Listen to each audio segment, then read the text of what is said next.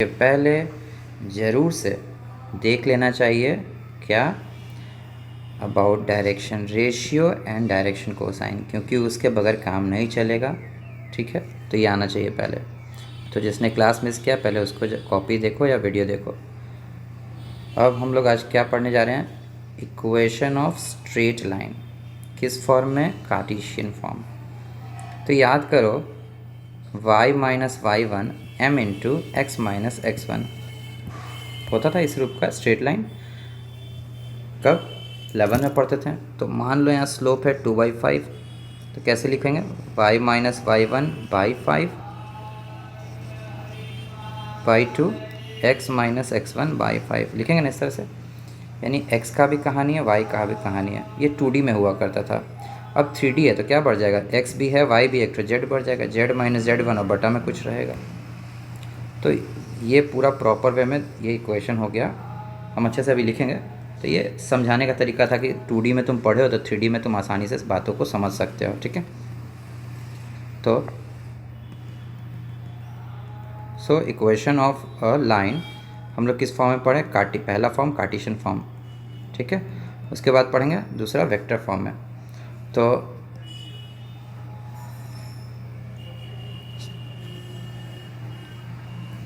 तो इन Cartesian form equation होगा क्या? x minus x one by a क्या है? मान लो कोई स्ट्रेट लाइन है और ये गुजर रहा है किसी पॉइंट से x1 y1 z1 से, और इसका डायरेक्शन रेशियो है a b और c। तो इसका इक्वेशन क्या होगा? x minus x one by a, y minus y one by b और z minus z one by c. Isn't it? बहुत सिंपल, कोई ख़ास बात नहीं। एग्जाम्पल, अगर ये गुजर रहा है 1 2 4 से और इस लाइन का डायरेक्शन वर्ड्स में दिया रहेगा, find the equation of a line such and such एसेटर। तो डायरेक्शन रेशियो कितना है? 2 5 8। तो इक्वेशन ऑफ दिस लाइन कितना होएगा? x minus x coordinate 1, y minus y coordinate यानी 2, z माइनस जेड कोऑर्डिनेट यानी 4, डिवाइड में कौन? a b और c यानी 2 5 8। सो सिंपल है ना, कुछ खास नहीं। तो इसी तरह से अब एक और सवाल देख लेते हैं। अगर दो पॉइंट है, एक है 2 4 8 और दूसरा है 3 1 5, और हमें क्या पता करना है? इस लाइन का इक्वेशन। इस लाइन का इक्वेशन कैसे पता करेंगे? मुझे यहाँ पे दो पॉइंट दिए गए हैं, तो क्या लिखेंगे? x माइनस कोई भी एक पॉइंट यूज़ कर लो, मान लो हम ए यूज़ कर लिया, x माइनस 2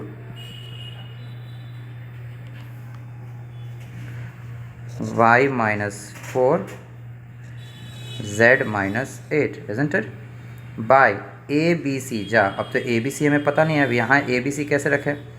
तो पॉइंट मुझे दो दिया था, हमने एक इस्तेमाल कर लिया, कोई भी दोनों से आंसर कुछ भी लिख सकते हो, कोई दिक्कत नहीं है।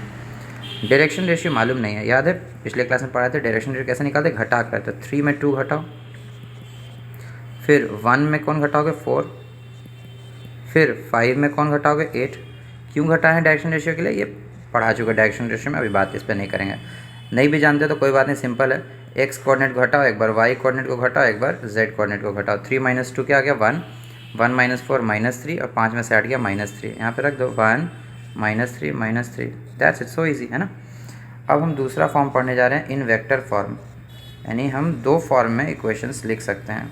तो वो कार्टेशियन फॉर्म सीख गए, अब अगला फॉर्म सीखने जा रहे हैं वेक्टर फॉर्म।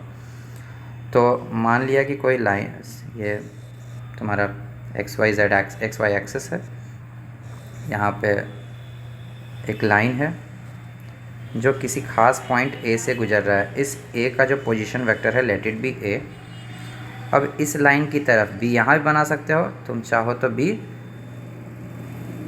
यहाँ भी बना सकते हो। मतलब इस लाइन के अलोंग एक वेक्टर है बी नाम का, पैरेलल भी यहाँ खींच दोगे, हम जानते हैं वेक्टर को पैरेलली शिफ्ट करने कोई फ़र्क पड़ता नहीं है।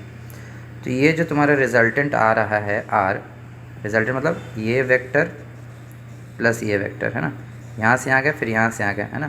तो ये जो तुम्हारा रिजल्टेंट वेक्टर बन रहा है कितना आया? a plus b. अगर तुम चाहो तो एक बार यहाँ फिर 2b ले लो, 2b मतलब b का दुगना है ना। तो ए वेक्टर और 2b वेक्टर तुम लोगे तो रिजल्टेंट तुम्हारा कितना हो गया इस बार, ये पॉइंट दे रहा है a प्लस 2b। फिर उसी तरह तुम अगर चाहो तो अगर एक वेक्टर तुम ओवरराइड करना पड़ रहा है, कोई उपाय नहीं मेरे पास, ये 3b अगर ले रहे हैं, 3b मतलब b का 3 गुना, तो a प्लस 3b यहाँ देगा, मतलब सब इसी लाइन पर लाई करा है। r बराबर क्या लिख सकते हो, a प्लस 3b। तो इन जनरल इस लाइन के किसी भी पॉइंट के लिए तुम r को क्या लिखोगे बताओ, a प्लस लैम्डा b, जहाँ लैम्डा क्या है, belongs to any real number. Lambda क्या है, lambda belongs to any real number. इसी फॉर्म में तुम्हें आंसर छोड़ना है। क्यों दिख रहा है, ए क्या है, फिक्स्ड पॉइंट का पोजीशन वेक्टर, और बी क्या है, एक वेक्टर है जो उससे पैरेलल है ना। तो एक एग्जांपल देख लेते हैं इस पर। अगर कोई लाइन है जो गुजर रहा है 1 2 8 से, और इसका डायरेक्शन रेशियो है तुम्हारा 2 3 और 5, तो कार्टेशियन फॉर्म में तो इसके लिए हम इक्वेशन निकालना सीख गए, हम वेक्टर फॉर्म में निकालने जा रहे हैं। वेक्टर फॉर्म में अगर पूछा तो कैसे निकालेंगे, तो चूँकि हम जानते हैं r बराबर क्या होता है, a प्लस लैम्डा b। अच्छा, अब a क्या है, पोजीशन वेक्टर किसका, इसका, तो a की जगह क्या लिखेंगे, यहाँ से यूज़ करेंगे i plus 2j plus 8k, ठीक है, plus lambda times vector b यहाँ लिखेंगे। वेक्टर b क्या होगा, तो वेक्टर b क्या है, इसकी तरफ का वेक्टर, वेक्टर b क्या है, इसकी तरफ का वेक्टर है। वेक्टर b क्या है, इसकी तरफ का वेक्टर है। तो वेक्टर b क्या होगा, यहाँ पे निकाल लेते हैं। जानते हो ना, डायरेक्शन रेशियो में आई जे के लगाओ, उसकी तरफ का वेक्टर पाओ, है ना। तो डायरेक्शन रेशियो दिया हुआ, इसमें आई जे के लगा दिया, उसकी तरफ का वेक्टर मिल गया। कितना हो गया, 2i प्लस 3j। ये सब पिछले क्लास बेसिक क्लास में पढ़ाया हुआ है। तो यही तुम्हारा आंसर हो गया बस। और लास्ट में लिख देना lambda belongs to real, lambda का मान रखना नहीं है, लैम्डा बस रियल, बस यही तुम्हारा आंसर हो गया। तो वो था कार्टेशियन फॉर्म, जो ये नहीं, आप पीछे उल्टा उधर पीछे जो पढ़ा है, ये था कार्टेशियन फॉर्म तुम्हारा। This was the Cartesian form and this is the vector form. That's it. उम्मीद है बात समझ में आ गई।